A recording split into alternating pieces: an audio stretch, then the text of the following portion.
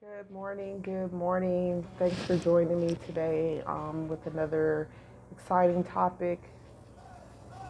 First, I would like to start off giving the credit to womensage.com. Family is a wonderful thing.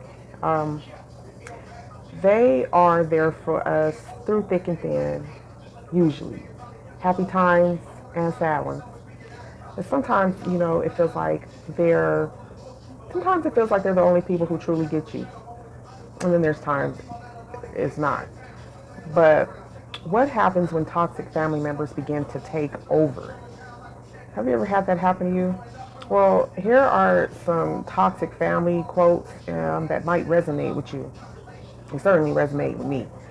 A toxic family is one where one or more family members put down, belittle, and just make you feel really bad about yourself. And there's a lot of people who experience this. A toxic family often causes conflict, inspires anger, or creates, some type of pain. And sometimes the toxicity in a family may not be present at all times, but instead it comes and goes, depending on specific triggers. Um, you may not have been physically abused, but you were emotionally abused by, being told some things, being told that something was wrong with you for wanting to get, certain things in your life together. There's maybe some things you want to accomplish, and they think something's wrong with you for that. Toxic families are extremely difficult to deal with. They're like a black hole sucking the life out of you while, keeping you they basically keeping you under their control, basically. Now, for some people, family can turn into an actual nightmare that they never wake up from. So, while no family is perfect, certain toxic behaviors that is exhibited by families make them detrimental to your life and your mental well-being. Well, you might be wondering, well, okay, let me just say that it can include some unhealthy communication, emotional manipulation, and even actual abusive behaviors. And our goal in this video is to help you recognize some of these signs. So, as you listen to these things, just take a moment to reflect on your own family dynamics. Do you experience like constant criticism, lack of support, or even an environment that's, filled with negativity? Conversations that are always negative, you know? Well, I've experienced it. Nobody's perfect out here, and it can be very stressful. It can feel like a very stressful thing to deal with. So, identifying these patterns is, it's really crucial for understanding this toxicity. And I read a lot, and I get a lot of stuff that helps. And by me experiencing some of these issues, I've learned that as an adult child, it's really important to try to establish some clear limits to protect your well-being uh, by setting some type of boundaries. You want to communicate your boundaries respectfully, but also firmly, and don't be afraid to prioritize your mental and your emotional health because other people do it, as fast as you can blink your eyes. A dysfunctional family is not a family at all. It certainly isn't going to feel like it. It's basically a toxic relationship parading as a requirement. Now, manipulation is one of the biggest signs that someone in your life or your family is toxic. Um, Toxic people condition you to believe that the family problem isn't the abuse itself, but instead your reactions to the abuse. And families are supposed to be homes built on a foundation off of trust and love, right? And a toxic family can never be home because the foundation doesn't even exist. Families get dysfunctional if they are built on a faulty foundation of hate and resentment. So, there are many toxic family members out there, and a lot of people don't talk about it. And it can be hard to stay positive when you're actually surrounded by negativity. Um, And tragically, your worst enemies can sometimes come from your own household. And so a family is supposed to be a place of love, a place of support, and encouragement. Unfortunately, in a lot of people's households and in some families, this really is not the case. It isn't the case. And sometimes you might have an uncle who has never been there for you, or an auntie, or a mom who is constantly putting you down. Um, if that's you, the best thing to do is just love them from a distance. Pray for them, wish them well, but don't keep allowing them to continue to abuse and manipulate you. You have to take care of you. They're going to take care of them. A toxic mother, for instance, talks but never listens, and she gives advice but never wants to take any. Now, in the essence of toxic parents, if you have toxic parents, they seem to care more about how you make them look than how you actually feel. So that's a key indicator. So never allow the toxic behavior of a narcissistic mother or father, to be the reason that you live all the days of your life on this earth unhappily. And there's a lot of people who have toxic moms and dads who are narcissists. Sometimes it's necessarily to temporarily distance yourself physically from toxic family members just for the sake of your well-being. If they prove to be too toxic to be around them, you have to create some type of distance. Like in regards to siblings, even brothers or sisters has no meaning if they treat each other like worst enemies. So blood doesn't make you family. Some of the most demonic and demeaning people in your life share your DNA.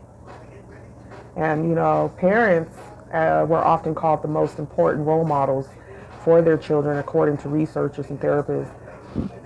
And it's true, they're supposed to set an example of how to behave, what is expected from them in society, and they lay down, like a foundation of values that will last basically a lifetime.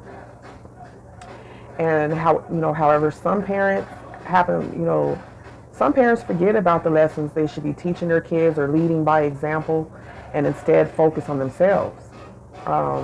They don't even think leading by example is important no more. While most parents do have good intentions for their children, a few parents misuse their parental power and use it selfishly. The truth is, most people are just, they're just plain selfish, whether they realize it or not. Being selfish and being self-centered means that the person's thoughts and feelings are focused on themselves rather than, other people around them, or how you feel about something, or how they come at you, or whatever. I don't know. But some do anything to make sure they're getting their way. It's all about them. And this may be done by often, making decisions for you without your knowledge, or just for you in general, or without you, not even considering anything else. So leave it in the comments if you've experienced that. They might even use you to get what they want, which makes them self-centered and inconsiderate. Leave it in the comments if you're somebody who's ever went through this with somebody in your family. Now, when it comes to your mom or your dad, this can show up in the form like a lack of attention, not providing for you, not giving you sound advice, or even just showing, some type of favoritism towards one child over another. It could be anything. And showing favoritism is something I disapprove of. I feel like all kids should be treated equally. Some parents and even other immediate family members will actually walk around with this inflated sense of self-importance and entitlement, leading them to, be manipulative, controlling, and exploitative. They're basically like perfectionists who expect their children to live up to impossible standards. And all this winds up doing is creating dysfunction that leads to repeated criticism, humiliation, and belittling of the child, even if you're an adult child. you know. And it's really sad how many parents have this revenge agenda going on instead of caring about their kids' well-being, their success, you know, or just even making sure there's harmony in the family. As a parent, you should be more concerned with your children's happiness than your petty insecurities and jealousies. There happens to be a lot of parents who are actually jealous of their kids. I have kids myself, and I have never ever felt vengeful or jealous towards them at all. You know, and it's just really sad, you know, that people experience that. If you are a parent and who relies on your children for happiness and success, all you'll do is make both you and your children miserable. It's really all that rounds up happening, because it's more about what you give them mentally and emotionally. And, you know, in my own personal opinion or observation, you know, it's parents that kill more dreams than anybody. And some of you may have a narcissist mom or dad and don't even realize it, or you may have an inkling, you know.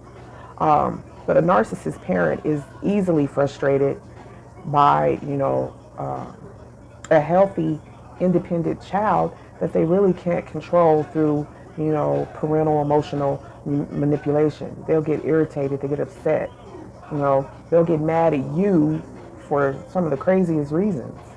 And another indication of being selfish. Selfish people lost so much in life because even when they realize they are wrong, they don't even know how to, you know, do things like asking for forgiveness, apologizing, you know, or just showing regrets. And, you know, your kids require you most of all to love them for who they are.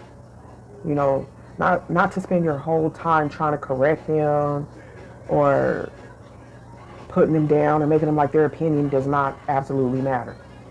Like what you say goes. And for you single parents out there, like if you love your children, why brainwash them into thinking that the other parent doesn't care? You don't know what the other parent is going through, and that's just dead wrong.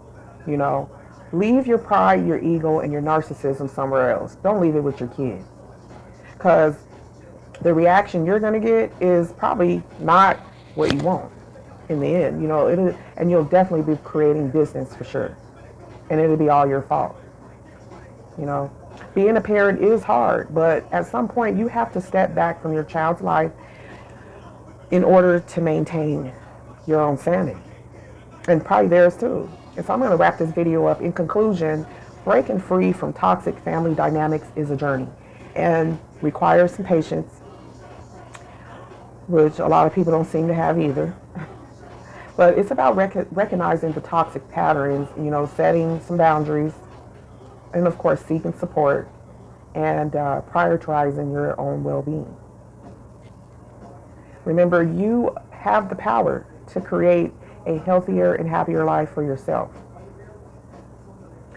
So, which, you know, it's best to just keep your reactions in check. You know, it's important to stay calm even when they're trying your patience, because some people will actually do stuff to try to get a reaction out of you. Okay? And this also will help prevent things from like escalating any further than necessary. Being slow to respond. It's okay to cut ties with toxic friends and family. You've got to prioritize your own well-being because they do it, especially if it's causing stress. If you feel all stressed about it, you're basically eliminating the heavy negativity. Saying no to a toxic family member shows that you're starting to understand what family truly means. And there's nothing wrong with it. It can be hard to be, you know, it can be hard to stay positive all the time when someone is always on a negative frequency, when they're always talking to you negative, always being negative. Okay? And remember, just because someone is your family, it doesn't mean you have to keep them around you or chase them down or always go around them or hang out with them, especially if they're toxic or abusive, cussing you out, they don't respect you. Because you'll know the relationship is toxic if they feel like they can just rant and rave anytime they get ready and freely express themselves whenever they feel like it, But at the same time, they're discouraging your own individual expression. Like, you're not allowed to even say nothing back. That's toxic. So don't let people guilt you. Just don't do it. Because people, people be choosing. They choose who they mess with, who they hang around, and who they don't hang around. Either way, when it comes to your friends and family, they talk on the phone regularly with each other, leave you out, don't barely call you. They don't text you, but they text each other. They link up, but they don't invite you. They're overlooking you. And that's why self-care is essential. Start to find activities that bring you joy and relaxation. You can even go see a therapist, a third party that doesn't even know anything about you or your family or friend. Whether you can meditate, you can exercise, you can have creative pursuits, start a business. Prioritizing self-care can help you maintain a balance amidst the challenges of dealing with a toxic family. All right, so I'm going to go ahead and end this. Thank you for joining us today with this discussion. Now, if you found this video insightful or helpful, please share it with someone who might benefit. Drop down in the comments what you think of your experience. Together, let's just, support each other in breaking the chains of toxic family dynamics and, build a positive community. So take care and stay strong. Oh, yeah, by the way, head over to my playlist and go to my relationship tab. Playlist on this channel to the relationships tab, and check out our other videos regarding how to recognize a narcissist, how to deal with narcissism. All right, so head on over there. See you over there. Till next time, thanks for watching this video to the end. Stay safe out there and stay warm. Love and peace. Andrea Fion signing off. Bye.